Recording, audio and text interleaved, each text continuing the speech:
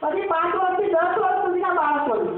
જો કે આ 5 વર્ષથી 10 વર્ષના બાળકો આપણને લાગુ નહીં પડે, પણ જાણવું જરૂરી છે. તમે સ્કૂલની અંદર નજીકમાં બેસતા હોય તો જેમને કદાચ ના ખબર હોય તો પણ તમે જાણકારી આપી શકો, અથવા તમે વિસ્તારમાં જાઓ તો એની માતાને પણ કહી શકો. તો 5 થી 10 વર્ષના બાળકોને દર અઠવાડિયે એકવાર આઇનફોલિક એસિડની ગોળી આપી અને વર્ષમાં 2 વખત કૃમિનાશક આપવું. કિશોરી અને કિશોરો 10 થી 19 વર્ષને દર અઠવાડિયે એકવાર આઇનફોલિક એસિડની ગોળી આપી વર્ષમાં 2 વખત કૃમિનાશક આપવું.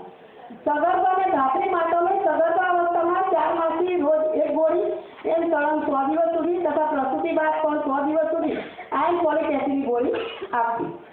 પ્રજનનકાળ ધરાવતી સ્ત્રીઓને પ્રસૂતિ વખત અઠવાડિયામાં 1 વખત આઇનફોલિક એસિડની ગોળી આપવી અને વર્ષમાં 2 વખત કૃમિનાશક આપવું.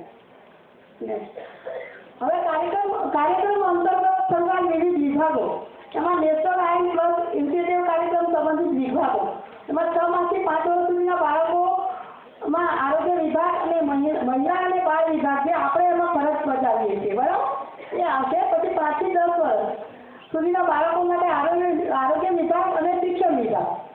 પછી કિશોરી અને કિશોરીઓ 10 થી 19 વર્ષ આરોગ્ય વિભાગ, શિક્ષણ વિભાગ, મહિલા અને બાળ વિભાગ ત્રણ સાથે સંકળાયેલા છે. સગર્ભા અને ધાત્રી માટે આરોગ્ય વિભાગ અને મહિલા અને બાળ વિભાગ. પ્રજનનકાળ ધરાવતી સ્ત્રીઓને આરોગ્ય વિભાગ અને મહિલા બાળ વિભાગ, એટલે આપણો વિભાગ. હવે મોં માટે લેવાતી સારવાર માટેની સાવચેતી.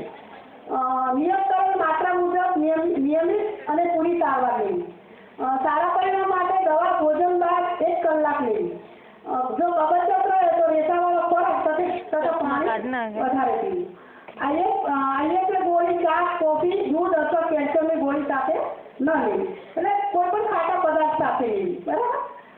આઈએસએ સારવારની સાથે લોહ તત્વો, વિટામિન, પ્રોટીન અને મિનરલ્સ યુક્ત ખોરાક જેવો કે લીલા પાનના શાકભાજી, આખા ધાન્ય, ગોળ, માંસ, માછલી, ફળ, અડદ, પીંડા, દૂધ, ઈંડા તથા સૂકા મેવા વગેરેનો ઉપયોગ કરવો. હવે સૂક્ષ્મ પોષક તત્વ આયોડીન. આયોડીન શું છે? તો દૈનિક સૂક્ષ્મ જથ્થામાં પોષણ પૂરું પાડનાર પોષણ છે. દરરોજ લેવાની માત્રા 150 માઇક્રોગ્રામ છે. એટલે એક સોયના દાણા જેટલું, એક સોયની હોય ને સોય, એની ઉપર તમે મીઠું નાખો ને જેટલું પડે ને એટલું જ કહેવાય છે, એટલું જ મીઠું થાય. પછી શરીરમાં તેનો ગુણ જતો, અને વધારે મીઠું લો તો ખબર છે શું થાય? ખબર છે? હાઈ બીપી થાય. વધારે મીઠું લેવા નહીં, જરૂરિયાત પૂરતું જ લેવાય, બરાબર. પછી શરીરમાં તેનો કુલ જથ્થો 15 થી 20 મિલીગ્રામ મોટા ભાગે થાઇરોઇડ ગ્રંથિમાં હોય છે, બરાબર. પછી આયોડીન થાઇરોઇડ હોર્મોન્સમાં જરૂરી ઘટકો, તેમની જરૂરિયાત, માનસિક અને શારીરિક મહત્તમ વિકાસ. આયોડીનની ઉણપથી શું થાય? માનસિક અને શારીરિક વિકાસ ના થાય. એટલે બાળકોને ખાસ આયોડીન મીઠું ખવડાવવાનું, તો જ એનો શારીરિક અને માનસિક વિકાસ થાય. શરીરના ચયાપચયના નિયંત્રણ માટે તમે આયોડીન મીઠું ખાઓ ને તો શરીરનું જે ચયાપચય છે ને એ વ્યવસ્થિત થાય, નહીં તો પછી મન થઈ જાય. પછી આયોડીન ઉણપ જમીનના કારણે, જમીનમાંથી આયોડીનના ઘટાડો જમીનના ધોવાના કારણે થાય છે. જમીનો ઢોળાવવાળી હોય ને તો વરસાદના કારણે પાણીની સાથે આયોડીન જતું રહે, એટલે જે એના પોષક તત્વો છે, એના જે ધાન્ય એમાંથી ઉત્પન્ન થાય, પાક જે ઉત્પન્ન થાય એમાં પોષક તત્વો નાશ પામે અને આયોડીન પણ નાશ પામે છે. પછી મગજના વિકાસ માટે આયોડીનનું મહત્વ. પુખ્ત વ્યક્તિના મગજમાં 100 બિલિયન કોષો, આકાશમાં તારાઓની સંખ્યા સમકક્ષ છે, બરાબર. એટલે આયોડીનની ખૂબ એનું મહત્વ કેટલું છે એ સમજાવે છે, બરાબર. અહીંયા આયોડીનની કેપ્સિલન્સી, કિશોરીની વ્યાપકતા, કંઠમાળ. આયોડીન જો થયું તો એના ચિહ્નો કઈ રીતના શું છે, કઈ રીતે ખબર પડે? તો કંઠમાળ થાય છે ને ઘણાને, કંઠમાળ થાય, બરાબર. પછી મનોશારીરિક વિકૃતિ, જો અહીંયા ફોટા સાથે અચાનક ગર્ભપાત, વહેલા જન્મજાત ખામીઓ, પછી બોલવા સાંભળવામાં ખામીઓ, ત્રાંસી આંખ, સ્નાયુની તકલીફ, બુદ્ધિઆંક 13% ઘટે, માનસિક પંગુતા તરફ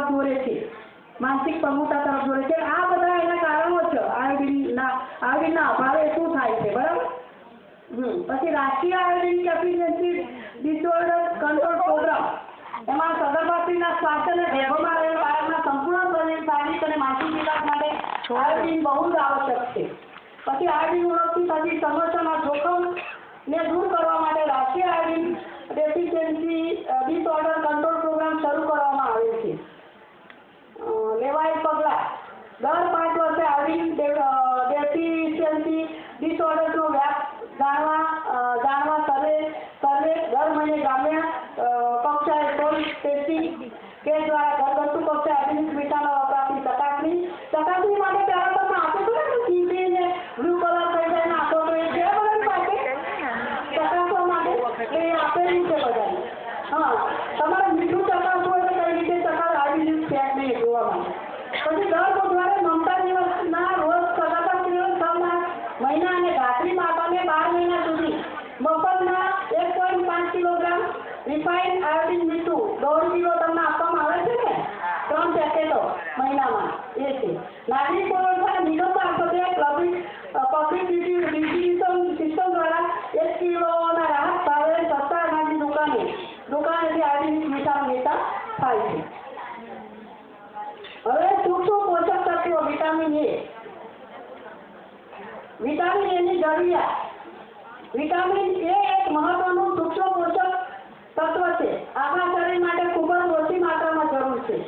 શરીરના સંપૂર્ણ વૃદ્ધિ અને વિકાસ, સારી દ્રષ્ટિ તેમજ સારી રોગપ્રતિકારક શક્તિ માટે ખૂબ જ જરૂર છે. આમાં ક્રિકેટ અને અગાઉ કહ્યું હતું ને આપણને સવારમાં કે ભાઈ વિટામિન એ બાળક જ્યારે માતાના ઉદરમાં હોય ત્યારે પેલા કોલોસ્ટ્રોમનું જે પ્રથમ દૂધ માતા જો બાળકને આપે તો 9 મહિના સુધી બાળકને સચવાઈ રહે છે વિટામિન એ. અને પછી 9 મહિના પછી જે વિટામિન એનો ડોઝ શરૂ કરીએ તો જે પેલો વપરાઈ રહ્યો છે પછી કવર કરવા માટે 9 મહિના પછી ડોઝ 6 મહિનાના અંતરે બાળકને આપવાનો હોય છે. શરીરના સંપૂર્ણ વૃદ્ધિ અને વિકાસ, સારી દ્રષ્ટિ તેમજ સારી રોગપ્રતિકારક શક્તિ માટે ખૂબ જરૂરી છે. વિટામિન એની ઉણપથી બાળકના નબળો વિકાસ, માંદગી, ચેપી રોગો અને તેનાથી થતા મૃત્યુમાં વધારો થાય છે. રતનલાલ તે સંપૂર્ણ અંધતા થઈ શકે છે. હવે બાળક જ્યારે ખરેખર અધૂરું થઈ જાય તો દુનિયા જોઈ શકે અને દુનિયા ના જોઈ શકે તો બાળક જન્મે પણ નકામું લાગે આપણને એને ભાગ. અને તમને પણ એવું લાગે કે મારું બાળક આંધળું છે, જોઈ શકતું નથી, તો તમને ગોજારૂપ લાગે અને બાળકને પણ એવું જ લાગે. બરાબર, દુનિયા ના જોઈ શકે. હવે એટલા માટે માત્ર અંધાપો રોકવાના ઉપાય તરીકે નહીં પરંતુ સલામત બાળ આરોગ્ય માટે વિટામિન એની દૂર કરવાની જરૂરિયાત છે.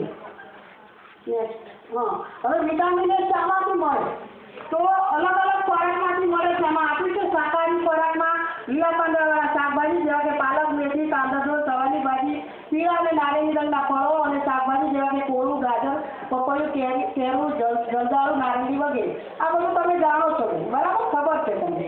એ સિવાય પ્રાણીજન્ય સ્ત્રોતમાં દૂધ અને દૂધની બનાવટ જેવા કે દહીં, માખણ, ચીઝ વગેરે ઉપરાંત માંસાહારી ખોરાક જેવા કે ઈંડા, કલેજું, માછલી વગેરે. હવે વિટામિન એ અને બાળ મૃત્યુ. WHO તારણ મુજબ પૂરતા પ્રમાણમાં વિટામિન એ લેવાથી મેલેરિયામાં 16% જેટલો અને ઝાડાના ચેપમાં 18% જેટલો ઘટાડો થઈ શકે છે. આનો લાભ છે કે આટલો ઘટાડો આમાં અન્યમાં પણ થઈ શકે છે. વિટામિન એના બાળકો માટે ફાયદા કયા છે? પોષક તત્વોની ઉણપથી થતા અંધાપા માટે બાળકોને રક્ષણ આપે છે, બાળકોને રોગપ્રતિકારક શક્તિ વધારે છે, પરિણામ માનસિકતાને રક્ષણ આપે છે, મૃત્યુદર ઘટાડે છે. એટલે કે બાળકના સંપૂર્ણ રક્ષણ માટે મહત્વનું પરિબળ છે. શરીરના સંપૂર્ણ વૃદ્ધિ અને વિકાસ માટે મહત્વનું છે. લેવાયેલા પગલાં ચાલ્યું લાંબુ.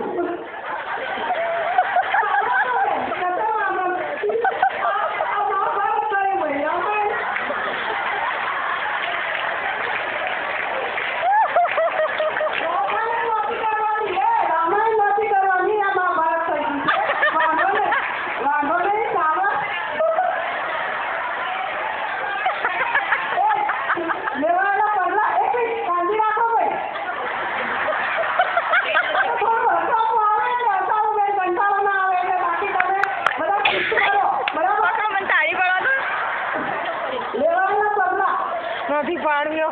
પ્રસૂતિ બાદ માતાનું વિટામિન એ મેગાડોઝ ના અમુક વસ્તુ ની ગોળી 3 દિવસની અંદર આપવામાં આવે છે. જેનાથી જનનેન્દ્રિયના ચેપનું જોખમ ઘટે છે અને માતાના દૂધમાં વિટામિન એનું પ્રમાણ વધે છે.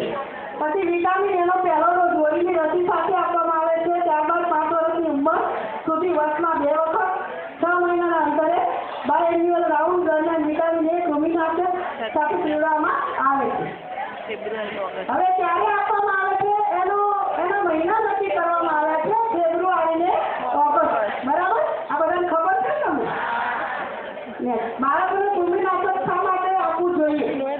તો કોઈ પણ વયના બાળકના સ્વાસ્થ્ય અને પોષણ સ્થિતિના સુધારા માટે કૃમિનાશક સારવાર તે સૌથી સરળ અને ઓછી ખર્ચાળ પદ્ધતિ છે. કૃમિના ચેપના કારણે સૂક્ષ્મ પોષક તત્વોની ખામી ઉદ્ભવે છે. કૃમિનાશક બાળકોમાં એનિમિયા અને કુપોષણ ઘટાડવામાં મદદ કરે છે.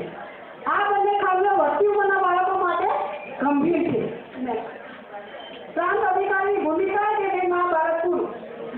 બરાબર? હવે બેન આમાં છે ને આપણે ઘણું બધું કામ કરીએ છીએ, પણ અમુક બાબત આપણે લોકો કામ કર્યા પછી આપણે પ્રેઝન્ટેશન નથી કરી શકતા, અને પ્રેઝન્ટેશનના અભાવના કારણે આપણે ઘણું બધું કરેલું છે એની પર પાણી ફેરવી જોઈએ. એટલે આપણે જે પણ કરીએ છીએ ને આપણે બતાવવાનું છે. તમે હોમ વિઝિટ લખો, તમે રેકર્ડ રજીસ્ટર પૂરા રાખો અને તમે કામ કરો છો ને એમાં બતાવો. અને એક આ રેકર્ડ તમારો અરીસો છે. તમે આદર્શ આંગણવાડી બનાવીએ ને તો બધું અપ ટુ ડેટ તમારે પહેલેથી માંડી છે. આંગણવાડીના બાળકો સ્વચ્છ રાખવા, તંદુરસ્ત રાખવા અને એના પોષણના બધા સંદેશાઓ પહોંચાડવાથી માંડી રેકર્ડ રજીસ્ટર સુધીની કામગીરી પૂરી કરશો તો જ આ તમારી કામગીરી દેખાશે. બરાબર? જય હિન્દ. અસ્તુ.